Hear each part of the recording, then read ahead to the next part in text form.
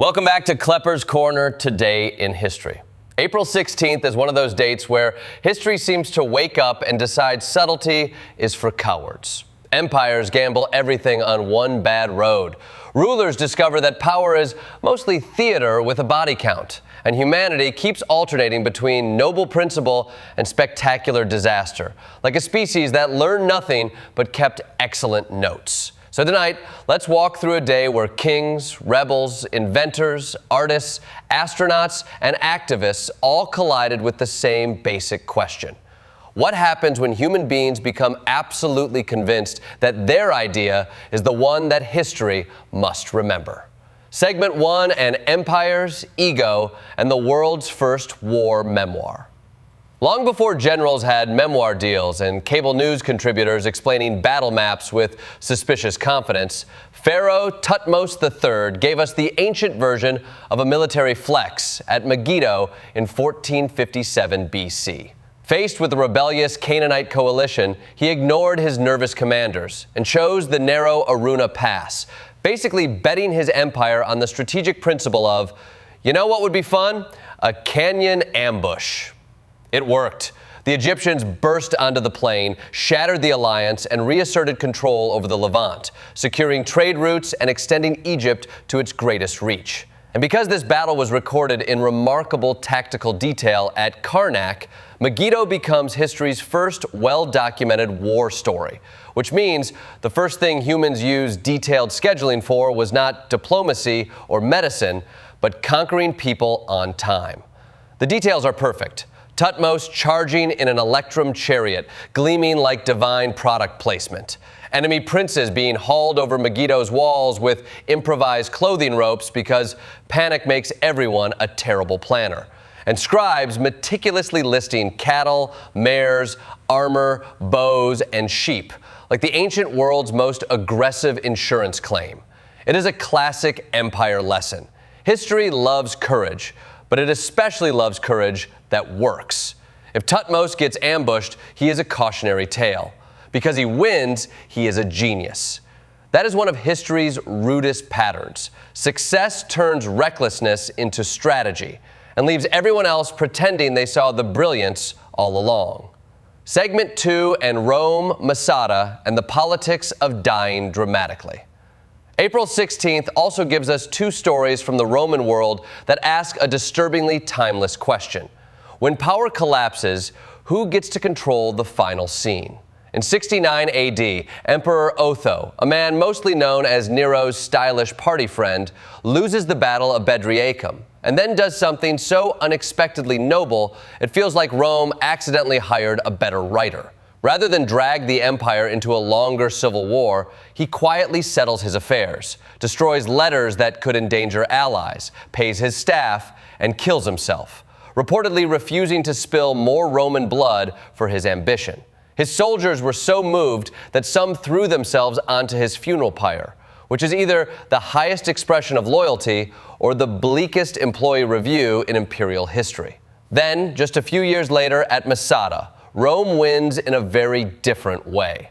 After months of constructing a colossal siege ramp, the legionaries breach the fortress, expecting a brutal final battle, and instead enter a silence so eerie it becomes legend.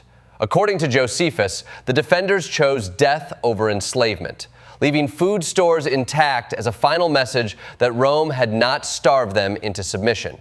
Even now, historians debate how much of that account is literal and how much is theatrical memory, which somehow makes the story more Roman, not less. In both cases, the battlefield becomes a stage where the last act matters almost as much as the war itself. Rome understood force, but it also understood symbolism, and the people resisting Rome understood something too. If you cannot win the empire's game, you can still deny it the satisfaction of writing your ending without you. Segment 3, and who really rules? The Pope, the Duke, or the tax collector?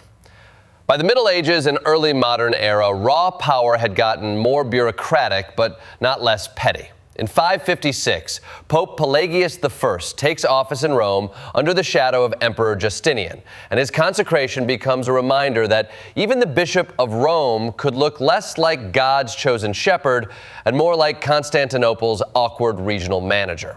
The local clergy hated him so intensely that bishops boycotted the ceremony. Rumors spread that he had helped kill his predecessor, and Pelagius had to publicly swear his innocence while holding a cross and the Gospels aloft, which is not the ideal start for a spiritual leader hoping to project calm. A few centuries later, in 1071, Bari falls to the Normans after a grinding siege, ending centuries of Byzantine rule in southern Italy. Robert Guiscard, who sounds like a man born to either conquer a city or sell questionable miracle tonic from a wagon, takes the city and then spares it, not out of mercy, but because intact taxpayers are more useful than dead ones. Then, in 1520, the revolt of the Comuneros begins in Castile, when urban citizens decide that Charles V, being foreign, expensive, and dismissive, is maybe not a charming combo. They seize Toledo, form their own governing structures, and briefly create a rebellion that looks startlingly modern, full of arguments about representation, taxation, and whether rulers should maybe know the language of the people they are ruling. It is the same old pattern in different costumes. Whether it is emperor over pope, Norman over Byzantine, or king over city, legitimacy is never just about who sits on the throne. It is about whether people believe the person in charge belongs there. History repeatedly demonstrates that once enough citizens start calling the ruler an outsider, a puppet, or a parasite, the countdown has already begun.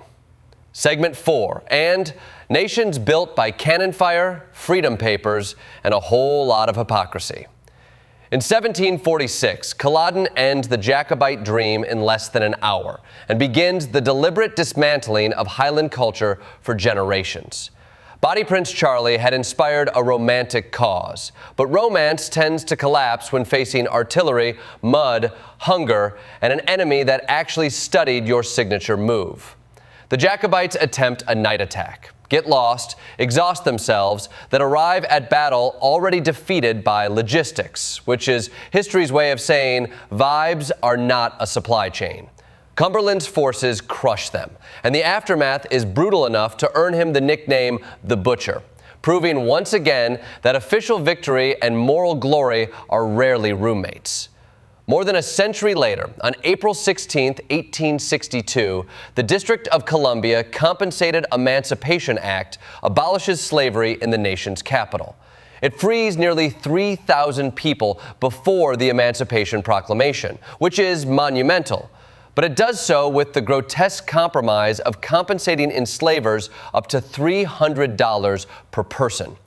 The federal government basically said, slavery is wrong, here is some money for the inconvenience, which is morally grotesque and politically revealing all at once.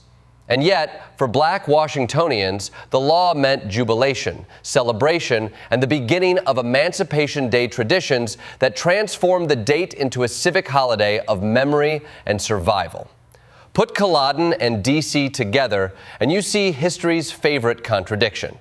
Governments are very good at speaking the language of order while redistributing pain with extraordinary creativity. One regime crushes a culture to secure the state. Another finally strikes at slavery while still protecting property claims. Progress comes, but it often arrives wearing the muddy boots of compromise and smelling faintly of hypocrisy. Segment 5, and fame, disaster, and the ruthless timing of modernity. April 16th also belongs to the age when mass media began deciding which human achievements deserved immortality and which got buried under bigger headlines.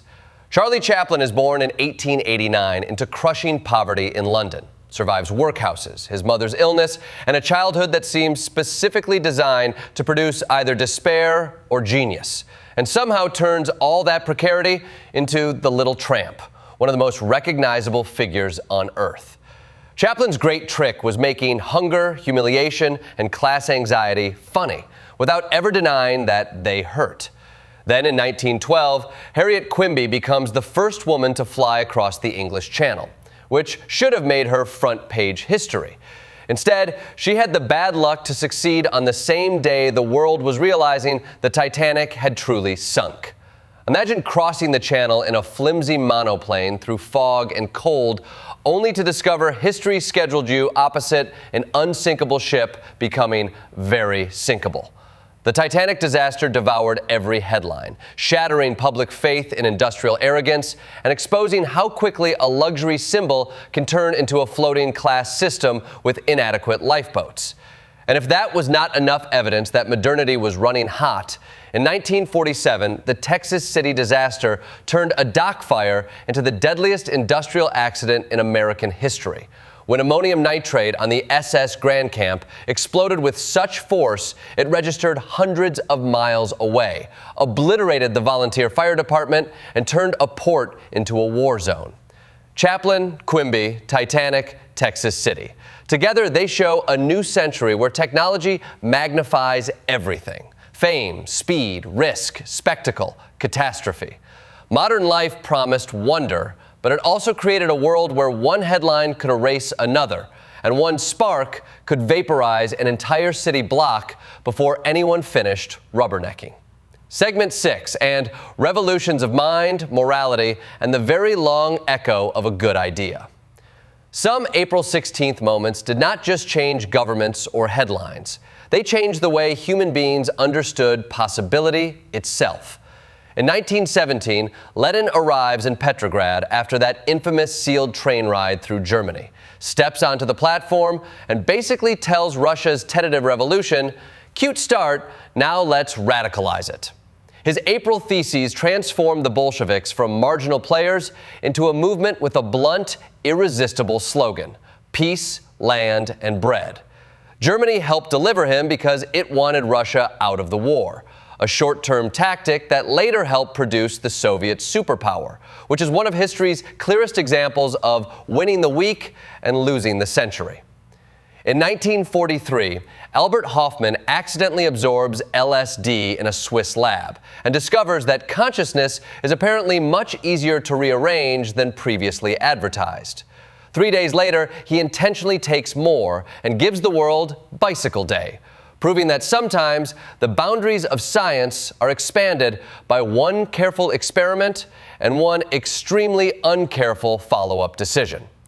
In 1963, Martin Luther King Jr., confined in a Birmingham jail, writes on scraps and margins to answer white clergymen urging patience, producing one of the great moral arguments in American history.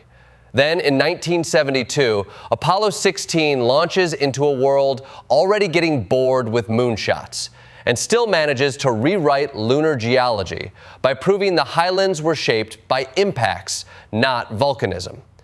And in 2018, Kendrick Lamar wins the Pulitzer for Damn, breaking an old cultural gate that had spent generations pretending America's most profound music had to arrive in respectable packaging. These stories feel different, but they belong together. Each is a reminder that history does not only move through armies and crowns. Sometimes it moves through a pamphlet, a chemical accident, a rocket, a train platform speech, or an album that forces institutions to admit the culture changed while they were busy guarding the door. In conclusion, April 16th shows us that history is rarely neat, rarely fair, and almost never short on irony. Pharaohs become legends because reckless plans work. Emperors earn honor only after living badly. Rebels lose battles but win symbols. And institutions that resist change eventually get dragged into it, by force, by conscience, or by undeniable talent. Across centuries, the same drama keeps repeating. Who holds power? Who challenges it? And who gets remembered for telling the truth about it? And if there is one comforting lesson in all this chaos, it is that history may be ruthless, but it is never boring.